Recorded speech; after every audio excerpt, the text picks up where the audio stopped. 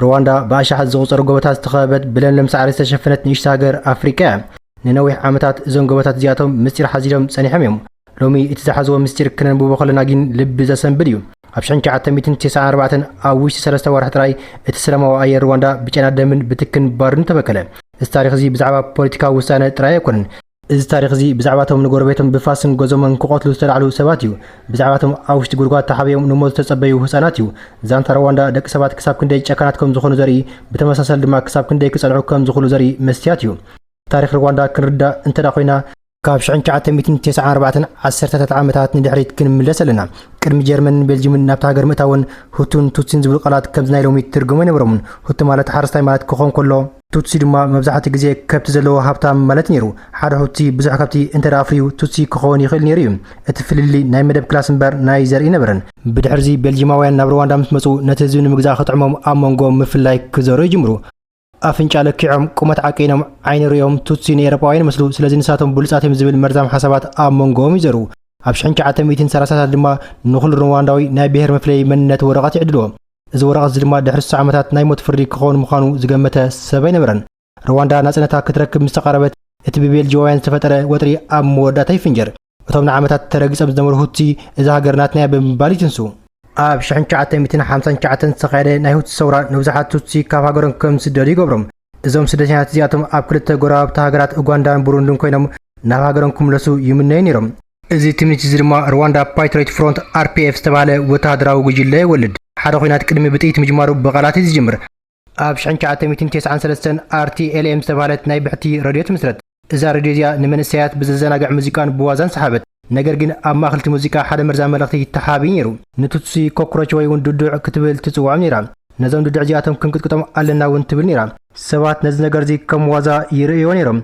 ግን እዚ ፕሮፓጋንዳ እዚ ንልቢ ሰባት ይብክል ነይሩ ጎረቤትኩም ቱትሲ እንተዳኺኑ ጸላኢኹም ዝብል ሓሳብ እውን ኣብ ኩሉ ተዘረ ብወገን መንግስቲ ድማ ምስጢራዊ ምድላዋት ይካየድ ነይሩ ካብ ቻይናን ካልኦት ሃገራትን ባሻሓት ዝቑፀሩ ጎዘማታት ተዓደጉ እቲ ዘገርም ነገር ግን እዚኣቶም ንሕርሻ ዝተዓደገ እዮም ተባሂሉ እዩ ዝንገር ነይሩ እቶም ኢንተርሃምፔ ዝተባሃሉ ናይ መንግስቲ ደገፍቲ መንእሰያት ድማ ሰብ ብኸመይ ብፋስ ከም ዝቕተል ስልጣና ይወስዱ ነይሮም ሩዋንዳ ትቃፀል ከም ዘላ ኩሉ ሰብ ይፈልጥ ነይሩ እዩ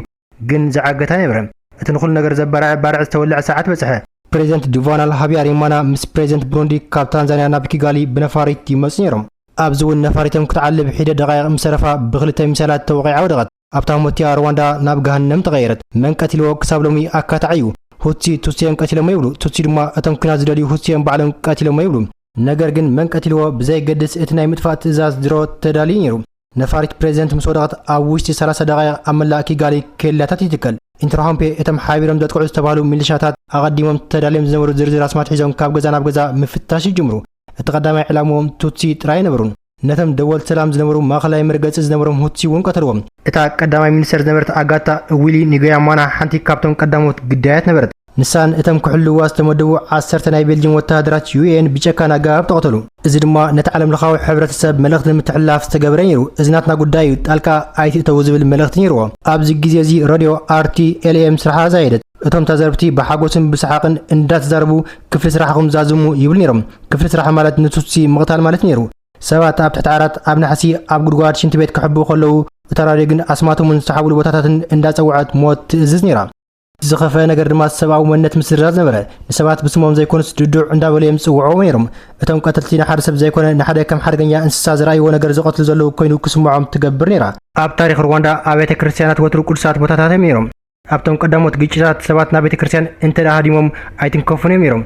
ስለዚ ኣብ 1994 እውን ብኣሽሓት ዝቑፀሩ ቱትሲ ኣምላኽ ኣብ ዘለዎ ቦታ ኣይቀትልናን እዮም ብምባል ናብ ካቴድራልን ኣብያተ ክርስቲያንን ብምኻድ ተኣከቡ የግዳስ እቶም ቀተልቲ ነዚ ከም ሓደ ዓብዪ ዕድል ረኣይዎ ኩላቶም ኣብ ሓደ ቦታ ተኣኪቦምልና ብምባል ይኸብዎም ኣብ ከም በዓል ንታራማ ዝተባሃሉ ቦታታት ቀተልቲ ግራናይድ ቦምብታት ብምድርባይ መናድቕ ብምፍራስን ነቶም ዕቕባ ዝደልዩ ህፃናትን ኣዴታትን ጨፍጨፎም ገለ ከባቶም ኣቕሽሽቲ እውን ከይተረፉ ኣብቲ ምቕታል ተሓባበርቲ እዮም ነይሮም እዚ ድማ ነቲ ህዝቢ ዝነበሮ ናይ መወዳእታ ተስፋ ዝፀልመተ ፍጻመ ነይሩ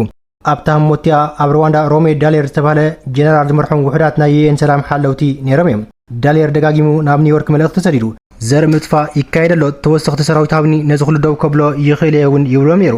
መልሲ ሕቡራት መንግስታት ግን ዘሰንብድ ነይሩ ተወሰኽቲ ሰራዊት ኣይወሃበካኒ ተኽእሎ እንተሃሊካ ሰራዊት ካሒዝካ ውፃ ተባሃለ እቲ ዓለም ለኻዊ ፖለቲካዊ ፀወታ ካብ ሂወት ሩዋንዳውያን ንላዕሊ ረዚኑ ኣሜሪካን ፈረንሳን ካልኦት ሃገራትን ዘርኢ ምጥፋእ ጄኖሳይድ ዝብል ቃል ንምጥቃም ተቆጠባ ምክንያቱ ብመሰረት ውዕል 1948 ሓደ ፍጻሜ ዘርኢ ምጥፋእ ተባሂሉ እንተተሰይሙ ዓለምለኻዊ ሕብረተሰብ ብሓይሊ ጣልቃ ካኣቱ ግዴታ ስለ ዝኾነ እዩ እቲ ኩናት ናብ መወዳእታ ክበጽሕ ከሎ ፈረንሳ ኦፕሬሽን ቱርኳዝ ብዝብል ስያሜ ሰራዊታ ሰዲዳ ዕላምኡ ሰብኣዊ ሓገዝ መሃቢ እኳ ተባሂሉ እንተነበረ ጸኒሑ ግን እቶም ሰራዊት ነቶም ቀተልቲ ሁቲ ሚሊሻታት ናብ ኮንጎ ንኻድሙ መገዲ ይጸርግሎም ከብ ዝነበሩ ተቓሊዑ እዩ እዚ ድማ ንሩዋንዳ ንዓመታት ምስ ፈረንሳ ክትበኣስ ምኽንያት ኮይንዋ እዩ ኣብተን 100 መዓልትታት ህይወት ትርጉም ሲና ነይራ ብዙሓት ዝደሓኑ ሰባት ጸኒሖም ከም ዝገለጽዎ መዓልታዊ ሞት ይጽበዩ ከም ዝነበሩ ይገልጹ ንኣብነት ሓንቲ ኣደ ኣብ ትሕቲ ሬሳታት ተሓብያ ንሰሙናት ከም ጸንሐት ወይ ድማ ህጻናት ኣብ ጫካታት ተመይኖም ዝተረፉ ታሪኽ ኣዝዩ ብዙሕ እዩ ሓደ ካብቲ ዘሰንብት ታሪኽ ኒያማታ ኣብ ዝተባሃለ ቦታ ዝተፈጸመ እዩ ሰባት ኣብኡ ተኣኪቦም ከለዉ እቶም ቀተልቲ መናድቕ ቤተ ክርስቲያን ብቦምቢ ኣፍሪሶም ኣትዮም ሓንቲ ካብቶም ዝደሓኑ ሰባት እውን ከምዚ ትብል እቲ ጫውጫውታን ጭራሕ ምርሃርን ክሳብ ሕጂ ኣብ እዝነይ ይሰምዐ ንሳቶም ሰባት ጥራይ ኣይኮኑን ዝቐትሉ ነይሮም ነቲ ሰብኣዊ ክብርናዮም ዝቐትሉ ነይሮም ትብል እቲ ናይ ዘርኢ ምጥፋእ መስርሕ ብምቕታል ጥራይ ተሓፅረን ልዕሊ 250,000 ደቂ ኣንስትዮ ፀተዋ ዓመት በፂሕዎን እዚ ድማ ብፍላጥ ነቲ ሕብረተሰብ ንምፍራስን ንምውራድን ከም መሳርሒ ኩናት ይጥቀሙሉ ነይሮም እቲ ኣብ ኡጋንዳ ተመስሪቱ ዝነበረ ሩዋንዳ ፓትሪዮት ፍሮንት RPF ነዚ ዘርኢ ምጥፋእ ደው ንምባል ወታደራዊ ስርሒት ይጅምር ኣብቲ እዋንቲ መራሒ ዝነበረ ፖል ካጋሜ ንሰራዊት ሒዙ ናብ ውሽጢ ሩዋንዳ ይኣቱ RPF እንዳገስገሰ ምስ መፀ እቶም ቀተልቲ ኢንትራሆምፔ ካሃድሙ ይጅምሩ ኣብ 4 ሐምለ 1994 RPF ንርእሰ ከተማ ኪጋሊ ይቆጻጸራ እዛ ዕለት እዚኣ ድማ ኣብ ታሪኽ ሩዋንዳ መዓልቲ ናጽነት ሊበሬሽን ዴይ ተባሂላ ትጽዋዕ ኣላ ይኹን እምበር እቲ ዓወት ዝመፀ ሩዋንዳ ናብ ምድረ በዳ ተቐይራ ኮላ እዩ መንግስቲ ዓንዩ ባንክታት ተዘሪፎም ሆስፒታላት እውን ብሬሳታት ተመሊኦም ነይሮም እቶም ዘርኢ ምጥፋእ ዝፈጸሙ ሁቲ እውን RPF ሕነ ክፈዲ ብዝብል ፍርሒ ልዕሊ 2 ሚልዮን ዝኾኑ ሰባት ሒዞም ናብ ጎረቤት ሃገር ኮንጎ ዛይር ሃድሙ እዚ ድማ ኣብ ታሪኽ ዓለም ሓደ ካብቶም ዝዓበዩ ናይ ስደተኛታት ቅልውላው ይፈጥር ኣብቶም ማዓስከራት ስደተኛታት ሕማም ኮሎራ ተላዒሉ ባሻሓት ዝቑጸሩ ሰባት እውን ህይወቶም ክስኑ ኪሎም እዮም ድሕሪ እዚ ኩናት ልዕሊ 100,000 ሰባት ብገበን ዘርኢ ምጥፋእ ተኸሲሶም ናብ ቤት ማእሰርቲ ይኣትዉ ይኹን እምበር ንኹሎም ኣብ ስሩዕ ቤት ፍርዲ ንምፍራድ ልዕሊ 100 ዓመት ዝወስድ መስርሒ ክኸውን እምበር ኣብዚ እዋን ሩዋንዳ ጋቻቻ ዝተባህለ ባህላዊ ቤት ፍርዲ ዝጀመረት ኣብዚ መስርሕ እዚ ቀታልን ግዳያትን ኣብ ቅድሚ ሕብረተሰብ ገጽ ንገጽ ይቐርቡ እቲ ቀታሊ ሓቂ ተዛሪቡ ይቕሬታ እንተዳ ሓቲቱ እቲ ግዳይ ድማ ይቕረ እንተዳ ኢሉ እቲ መቕጻዕቲ ይቃለሉ ነይሩ እዚ መስርሕ እዚ እውን ሩዋንዳ ካብ ሕነ ምፍዳይ ኣድሒኑ ናብ ዕርቂ መሪሕዋ እዩ ሎሚ ሩዋንዳ ካብተን ኣብ ኣፍሪካ ዝጸረያ ዝሰልጠናን ዝማዕበላን ሃገር ሓንቲ እያ